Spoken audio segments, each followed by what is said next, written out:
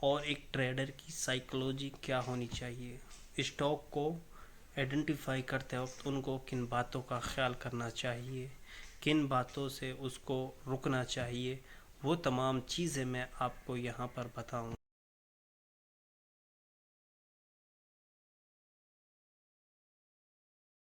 अस्सलाम वालेकुम।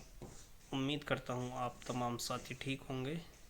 आज की इस लर्निंग वीडियो में हम बात करने वाले हैं उन स्टॉक्स के मुतालिक जो स्टॉक स्विंग ट्रेडिंग के लिए बेहतर होते हैं, उनको कैसे तलाश किया जाए, उनको कैसे आइडेंटिफाई किया जाए। मैं आपको प्रैक्टिकल चार्ट पर कर कर दिखाऊंगा और वहाँ पर समझाऊंगा, और एक ट्रेडर की साइकोलॉजी क्या होनी चाहिए। स्टॉक को आइडेंटिफाई करते वक्त उनको किन बातों का ख्याल करना चाहिए, किन बातों से उसको रुकना चाहिए, वो तमाम चीज़ें मैं आपको यहाँ पर बताऊँगा। तो सबसे पहले मैं चंद बातें आपके सामने रख देता हूँ। स्विंग ट्रेडिंग के लिए हमें स्टॉक कैसे तलाश करना है। सबसे पहले वो स्टॉक हमें चाहिए होते हैं जो आने वाले कुछ वक्तों में 1 या 2 या 3 दिन के अंदर एक अच्छा खासा मूवमेंट देने वाले हों। उन स्टॉक्स को हमें तलाश करना है। कैसे तलाश करेंगे वो मैं आपको चार्ट पर जाकर जल्द दिखाने वाला हूँ। आप अगर स्टॉक मार्केट में दिलचस्पी रखते हैं तो आप कमेंट ज़रूर किया करें, ताकि हमें पता चले कि हाँ, हमारी वीडियोस को देखकर कुछ सीखने को मिल रहा है। मैं आपके लिए डीपली कंटेंट ला रहा हूँ। ये लर्निंग आपको कहीं नहीं मिल सकती। आपको अगर ऐसी लर्निंग कहीं मिले तो मुझे आप आकर कहना। तो इसलिए मैं आपके लिए बेस्ट, कहते हैं ना, नॉलेजेबल कंटेंट लेकर आया हूँ।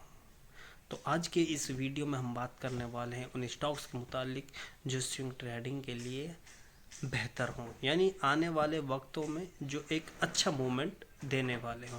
तो उनको कैसे तलाश करना है, तो चलिए शुरू करते हैं आज की इस वीडियो। तो फिर चलिए देखते हैं इस स्टॉक को। इस स्टॉक ने कितना रिटर्न दिया है।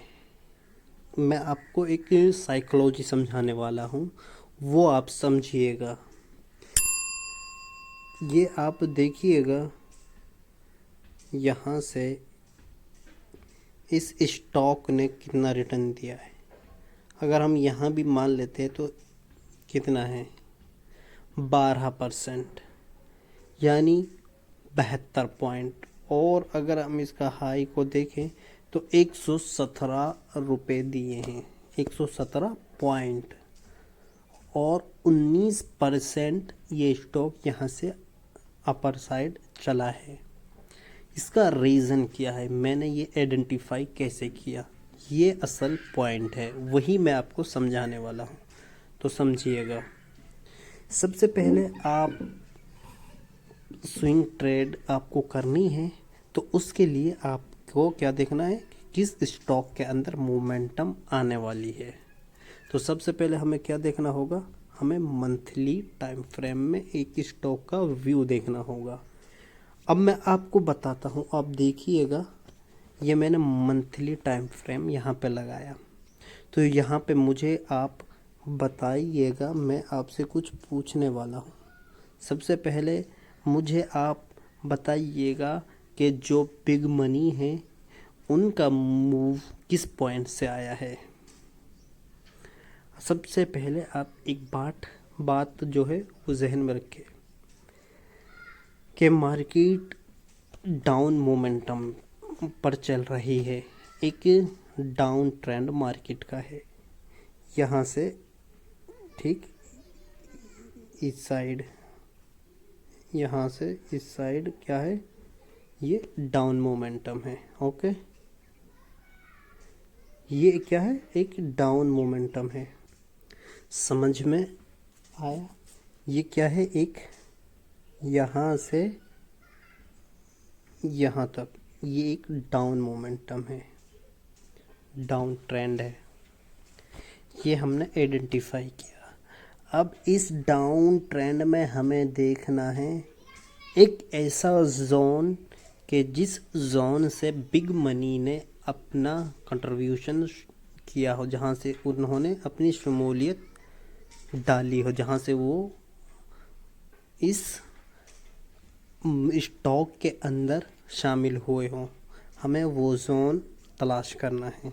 तो आप मुझे बताइएगा, क्या इस स्टॉक के अंदर बिग मनी का मूव आपको नज़र आ रहा है? और अगर आ रहा है तो वो कौन सी कैंडल पर है, ये आप मुझे बताएं। मैं आपको कुछ बताने वाला हूँ। आप ये कैंडल देखें, बिग मूव, बिग मनी का ये कैंडल है। तो हमारे जहन में ये बात फीड हो गई कि ये जो जोन है ये बिग मनी का जोन है, क्योंकि यहाँ इसने क्या किया है, एक अच्छी खासी ग्रीन कैंडल बनाई है। इतना बड़ा मूव कोई रिटेल ट्रेडर तो ला नहीं सकता, बड़ा पैसा ही ला सकता है, ये जाहिर सी बात है। तो हमें पता चल चुका है कि यहाँ बड़ा पैसा इस स्टॉक के अंदर डाला गया है। अब देखना ये है कि ये मार्केट यहीं से ऊपर की साइड जाता है या फिर और नीचे साइड आता है, यानी और इनको क्वांटिटी मिलती है या नहीं मिलती है, समझे? तो जैसे ही मार्केट यहाँ घूमता रहा, मंथली कैंडल की साइकोलॉजी में आपको समझा रहा हूँ, कई महीनों साल भर यहाँ पर मार्केट घूमता रहा, तो जैसे ही फिर इसके जोन पर आया तो फिर इन्होंने यहाँ और क्वांटिटी उठाना शुरू किए।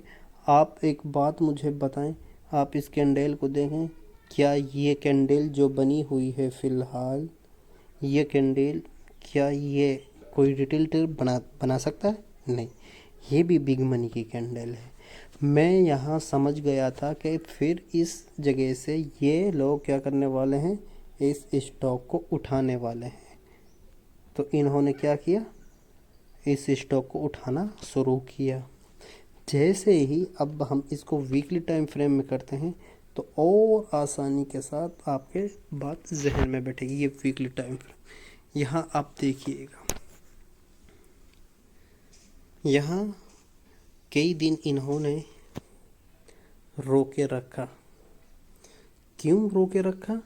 ये यहाँ पे इन्होंने कई वीक रोके रखा, कई हफ्ते इस पॉइंट पे रोके रखे। इस ट्रेंड लाइन लोगों को ये दिखाया कि यहाँ से मार्केट नीचे जाने वाला है, ये सपोर्ट ले रहा है। जिस तरीके से पिछली दफ़ा यहाँ सपोर्ट लिया, ठीक, फिर यहाँ सपोर्ट लिया, फिर यहाँ इस तरीके से यहाँ सपोर्ट लिया, तो ये क्या जाहिर कर रहे हैं कि अब भी मार्केट यहाँ से क्या होने वाला है, गिरने वाला है। अब देखिएगा ना, मल्टीपल टाइम इस स्टॉक ने क्या लिया है, यहाँ सपोर्ट लिया। अब यहाँ यही दिखाया गया लोगों को यहाँ से गिरने वाला है। मैंने अपनी साइकोलॉजी जो मेरी थी बस वो यही थी कि मैं यहाँ रिस्क लेने वाला हूँ। क्यों रिस्क लेने वाला हूँ वो आप समझिएगा, मैं एक बार आपको अच्छे से समझा देता हूँ। मैं इनको एक बार कट कर देता हूँ ताकि मुझे ड्राइंग करने में फिर दोबारा दिक्कत ना हो। बस देखो, आप बातों को समझें, आप इस चीज़ को ना देखें कि एडिटिंग किस तरीके की, वीडियो किस, मैं जो बातें बता रहा हूँ वो जेन्युइनली बातें बता रहा हूँ। आप उन चीज़ों पर ध्यान दें। आप दीगर जो है कि भाई वीडियो अच्छी नहीं बन रही, क्वालिटी अच्छी नहीं है, एडिटिंग अच्छी नहीं है, उनसे आपका कुछ होने वाला नहीं है। आप मुझे बताएं, क्या उनसे कुछ फ़ायदा है? नहीं फ़ायदा। फ़ायदा उस चीज़ से है जो मैं आपको बता रहा हूँ, जो जेन्युइन कंटेंट मैं आपको बना रहा हूँ। नहीं, कसम खुद मैं खाकर आपको बताऊं, मुझे कोई लालच नहीं है, मुझे कोई फेम नहीं चाहिए कि मैं यहाँ पे आकर अपना टाइम ज़ाय करूँ। अगर इतना टाइम मैं दीगर या कोई और जगह पर दूँ तो क्या मैं वहाँ पैसा नहीं बना सकता हूँ? मुझे तो ऑलरेडी पैसा स्टॉक मार्केट से बना, मेरे तो और भी बिजनेस हैं। दोस्तों ये कोई नहीं, बस कुछ दोस्तों के कहने पर मैंने ये काम शुरू किया कि जो मेरे पास नॉलेज है वो मैं आपको प्रोवाइड करूं। तो समझिएगा कि यहाँ पे क्या कुछ दिखाया गया है जो मैं आपको समझाने वाला हूँ। इन 4 दिनों के अंदर यही दिखाया गया कि मार्केट इस ट्रेंड लाइन का सपोर्ट ले रहा है, जैसे माजी में लिया, यहाँ पे लिया, यहाँ पे लिया, यहाँ पे, तो इस तरीके से अब भी सपोर्ट ले रहा है। और जो रिटेल ट्रेडर होते हैं वो टेक्निकल जो पॉइंट होते हैं उन्हीं पे वो ट्रेड करते हैं, ना कि डाटा पर। यहाँ भाई एक रिटेल ट्रेडर कब बाय करेगा? जब इस ट्रेंड लाइन का ब्रेक होगा, उससे पहले तो बाय नहीं करेगा। लेकिन जब उनको ये दिखाया जाएगा कि यहाँ पे 4 रोज़ हो गए कि यहाँ से ऊपर नहीं चढ़ रहा है, तो शायद कि एक बार फिर यहाँ से नीचे आ जाए। और ये जो रेड कैंडल बनी है, अब देखिएगा, मैं आपको दिखाता हूँ, आप अच्छे से समझा, मैं आपको समझाना चाहता। यहाँ जो ये रेड कैंडल बनी हुई है, ये लोगों की साइकोलॉजी के साथ खेला गया है। ओके, कैसे खेला गया है आप देखिएगा। ये रेड कैंडल, ये वाली, ठीक, ये वाली रेड कैंडल जो बनी है, इसके बाद बड़ी ग्रीन कैंडल बनाई गई। यहाँ सबको दिखाया गया कि यहाँ से मार्केट गिरने वाली है, नीचे आने वाली, सपोर्ट ले रही है, क्योंकि ये ऊपर तक गई थी अपने प्रीवियस इस लो को इसने तोड़ा था, लेकिन वहाँ से फिर आकर नीचे क्या, रेड कैंडल। सबको लगा कि अब तो मार्केट यहाँ से सपोर्ट लेकर नीचे चला जाएगा। फिर इन लोगों ने यहाँ अपनी पोजीशन बनाना शुरू किया और इस ट्रेंड लाइन को तोड़ दिया। मैंने यहाँ रिस्क लिया था इस जगह पर, और मेरा स्टॉप लॉस ये पॉइंट था जहाँ बिग मनी की अमाउंट की एंट्री हुई थी। यहाँ मेरी क्या थी, लॉस था। और इसके बाद यहाँ से मैंने शुरू किया, तो और यहाँ जैसे एक टारगेट, मुझे एक वीक के अंदर कितना टारगेट मिला मैं आपको वो बताने वाला हूँ। आप बातों को समझें, आप अच्छे से समझें बातों को। एक बार मैंने यहाँ क्या कुछ बनाया था और मुझे क्या यहाँ पे मिला था।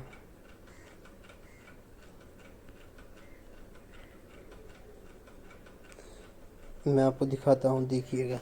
मेरी एंट्री इस पॉइंट पे थी, जैसे ही, क्योंकि यहाँ ये रेड कैंडल बनी, यहाँ से यहाँ फिर क्लोजिंग इसकी देखिएगा, सबको लगा कि अच्छी खासी रेड कैंडल बनी है। और फिर इसके बाद यहाँ से ये गई, मैंने इस बॉडी पे यहाँ से मैंने एंट्री बनाना अपना वो शुरू किया था, और मुझे फर्स्ट वीक के अंदर मिले थे 74 पॉइंट। 13% 1 वीक के अंदर मिल जाना, 75 पॉइंट का मिल जाना बहुत बड़ी बात होती है। और इसके बाद ये यहाँ से 150, मैंने 150 तो नहीं किए, इस जगह पे कहीं 117-18 पर मैंने इस स्टॉक को सेल कर दिया था। ये मैंने तलाश कैसे किया, मैंने सिर्फ यही तलाश किया कि यहाँ जो बिग मनी है वो रिटेल ट्रेडर के साथ कब उनकी साइकोलॉजी को ख़राब करने वाली है। जहाँ रिटेल ट्रेडर की साइकोलॉजी ख़राब होगी वहाँ वो लोग पैसे बनाएंगे। यहाँ लोगों को यही दिखाया गया था कि ये फिर यहाँ से एक बार सपोर्ट लें, क्योंकि लोगों को बताया जाता है, आपने सुना होगा बारहा यूट्यूब पर भी और दीगर बुक के अंदर भी आपने पढ़ा होगा कि चार्ट अपनी हिस्ट्री को रिपीट करता है। ये सुना होगा आपने, और भाई होता भी है। अब आप देखिएगा, अब आप यहाँ देखें ना, मैं आपको दिखाना चाहूँ, करता भी है। ये यहाँ सपोर्ट लिया, फिर यहाँ रिपीट किया अपने, फिर यहाँ रिपीट किया, यहाँ रिपीट किया अपने माजी के यहाँ रिपीट। अब उनको मौका मिला कि अब लोगों को ये दिखाया जाए कि यहाँ से मार्केट क्या होगा, डाउन होगा, अपने हिस्ट्री को रिपीट करेगा। लेकिन यहाँ साइकोलॉजी के साथ खेला गया और यहाँ बड़ा मोमेंटम उन्होंने दे दिया। इस तरीके से हम आपको चार्ट को आइडेंटिफाई करना होता है। और ये आइडेंटिफाई किस तरीके से करते हैं, हम पहले मंथली टाइम फ्रेम में जाकर देखना होता है कि किस जगह पर बिग मनी ने अपनी एंट्री बनाई है। ठीक, किस जगह पर बिग मनी ने अपनी एंट्री बनाई है, तो हमें पता चलता है कि इस जगह पर बिग मनी ने एंट्री बनाई, इस कैंडल पर, और फिर यहाँ इस कैंडल पर एंट्री बनाई है। उसके बाद वो लेकर चले गए सबको। अब ब्रेकआउट हो गया तो यहाँ रिटेल ट्रेडर, जो ब्रेकआउट ट्रेडर होते हैं, उन्होंने एंट्री की, मार्केट ऊपर चला गया। और जो रिटेल ट्रेडर थे उन सब को, जो यहाँ पे एंट्री बना रहे थे, यहाँ पे सबको निकाल दिया। समझे ये। और अब आप देखिएगा एक और मंथली टाइम फ्रेम, एक और चीज़ आपको यहाँ देखने में मिलेगी, मैं आपको दिखाता हूँ। आप यहाँ से इस चार्ट को देखिएगा, एक ट्रेंड लाइन यहाँ से भी बनती होगी, ये देखिए।